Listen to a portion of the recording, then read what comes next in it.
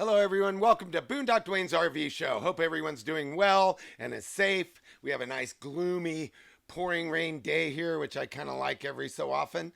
Today, I want to do a video on boondocking, actual boondocking. I know there's so many channels out there, big, huge channels with tens of thousands of followers, and everyone's doing their take on boondocking. Both Susan and I grew up dry camping. Wasn't really called boondocking back then, I don't think, but we're 60 plus. So we both grew up dry camping in travel trailers, truck campers, and even boats on water, ocean and in lakes on big liveaboard houseboats. So we both done that, plus owned our own big, huge boat, liveaboard. So I want to talk about how we find boondocking. We are full-time in our Brinkley Z3100. We have a massive solar lithium system. So the power's never an issue for us. But how we find our boondocking and the research we do. The one thing I want to state right from the get-go, and most of all these other channels, and this is why I mention it, they don't really talk into the dangers of boondocking, and that's all research. The one thing I'm going to talk about, when you're out in the Canyonlands, you're out in the Canyonlands, Arches, all these places boondocking, and I want to warn everyone about rain, thunderstorms, flash floods. Do your research. We certainly do. If we're going to be camping up against a foothill or a rock formation, mountains, we make sure we're not camping in a wash. You don't want to be in a wash because a small thunderstorm can create 2 to 3 feet of flooding in a matter of minutes. It just happens so fast. So if you're camping, if you pull up somewhere and you're going to camp and it looks like water comes at you down a creek bed or a wash, just don't do it. And that's all a lot of research. And that's really what boondocking is, research. So I'm going to go over the few things we do. We're full-time. We are almost 100% primarily camp off-grid, boondocking, BLM. The other thing is fishing game land. And our most favorite is national forest camping. So I'm going to go into our research. Number one, we use the apps, and we use Campendium. We use the Dyrt Pro, and of course we use YouTube to back it all up with the most current reviews we can find. The last source we have is we do have an InReach Mini, which is our emergency lifeline. If Starlink were to fail, we're off grid, we can emergency text via satellite and send an SOS in a medical emergency and get a copter ride. So that's one thing to also think about, just not relying on Starlink, because when we're boondocking, chances are we have no cell service from a tower. So that InReach Mini is our backup Mayday lifeline. And with that, we also get the Garmin Earthmate, so the app. So we back all our information up in advance before we go into a place, as much as we can, using the actual satellite pictures in the layers, not a little cartoony color map. We use the satellite to try to look at where we're going. The next thing that is really, really key for us is our e-bikes, our little electric off-roady e-bikes. So we can go in and survey an area before we pull in, because there's nothing worse to getting in somewhere and having to back out a quarter mile because there's just nowhere to turn around a fifth wheel. It's great if you're a van lifer, great if you have a small travel trailer, but if you have a fifth wheel, I mean, we're 36 feet plus our F350 crew four-wheel drive dually. And let me tell you, the four-wheel drive, we end up using it all the time. We're on washboard roads, muddy, potholed, snow, you name it. So it's great having the four-wheel drive. Again, we won't go in somewhere if we do not 100% know we can turn this trailer around and get back out. Again, that's all research, and I'm going to say it 100 times, and you're probably going to want to get mad and turn off the video. Don't, because one thing I'm going to show you I haven't talked about is the holy grails of boondocking. I don't see anyone of these other groups talking about it, and I'm going to show you what they are right now. These are the holy grails of boondocking. and I'm going to go over each one. And of course, there'll be a link where you can purchase these on Amazon. I just don't see anyone talking about these holy grails. They're just it for us. So I'm going to go over each one of these along with the apps and whatever app you choose to use. We just still like Campendium because of the reviews. We probably use that. We do use that more than the Dyrt. So let's go over these booklets. And each one of these booklets, I could have taken pictures, but it's just really hard. I'll try to pull up a state map. So here's California, and it's a grid map. And with each of the camping locations, sorry, you're going to bear with me. Each of the camping locations is listed, totally listed with the grid coordinates. And then there is some talk of each one, gives a list of vaulted toilets, what it has, any services. So this is the first one, and this is the Bureau of Land Management, BLM Camping. It is a directory of 1,547 camping areas within 14 western states. That's the first one. The next kind of warning I'll give, after the pandemic and so many people were just living and having to live off grid and using these BLM and all forest lands, state lands, they just trash the place. And not everybody, most everybody polices their garb and their swag, but so many, Nevada has just limited so much of their BLM land and their state camping land now due to abuse. They were having to bring garbage trucks in weekly to pick up all the garbage, which totally blew their BLM funding. I mean, it was a mess. So they just said no more camping here, there, and everywhere. So that's one thing to take into account. Make sure you check that these locations are still actually available because it changes.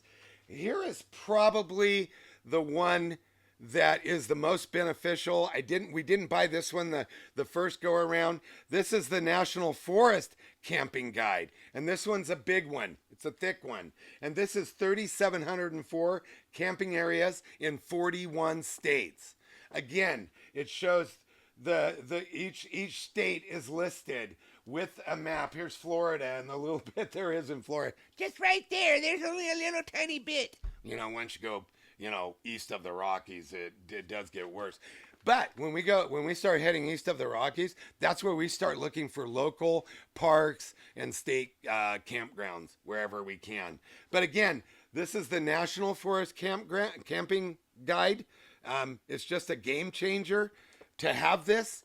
And then the last one I want to go over is the one this is the one we try to use when we are east of the Rockies. And this is the free van and RV camping on state public lands. It gives 2,592 camping areas in 1,442 locations in 39 states. Again, I will put a link down below where you can purchase these. It all comes down to research, and doing that research, make sure you're in number one, you're going to a safer location. We have not had any problems with humans. We have had a couple of problems with some wildlife.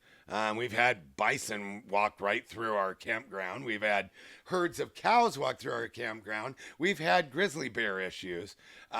So always keep that bear spray. I won't talk about the other options you have in an emergency, but man, have your Mega Blast bear spray for sure.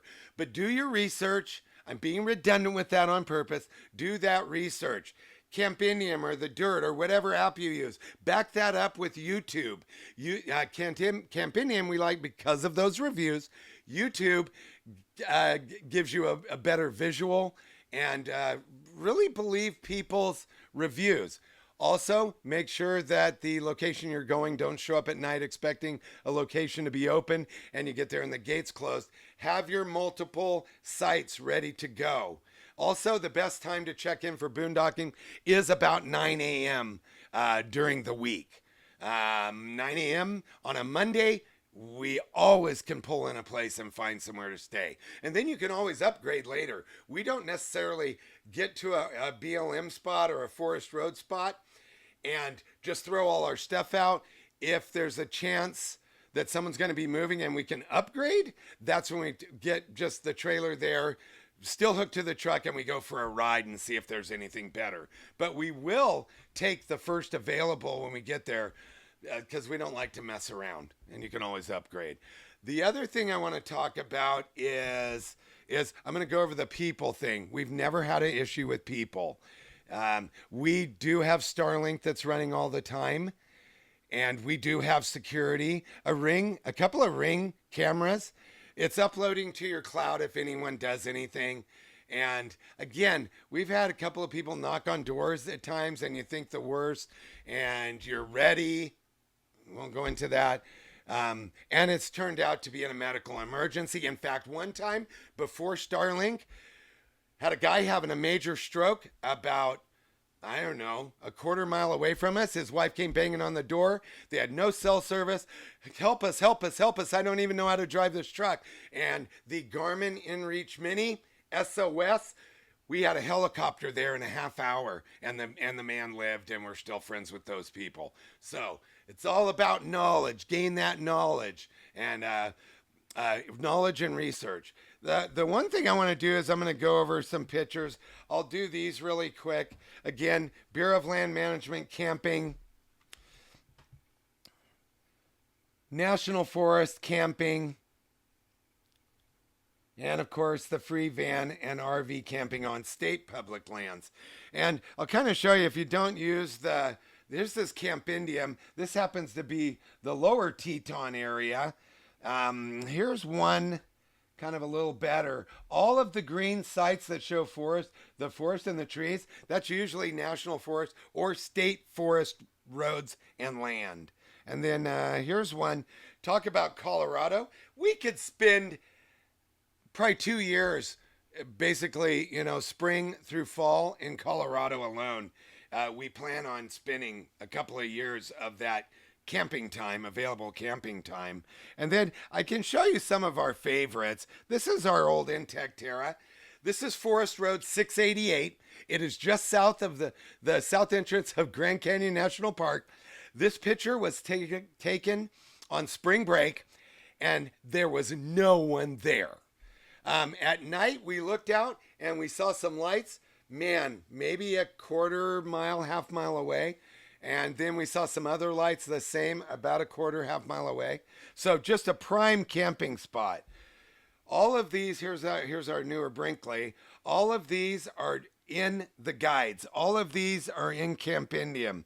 This one's one of our favorites, of course. That's a state park. That's a Valley of Fire, and that's our Terra with our friend with their Terra.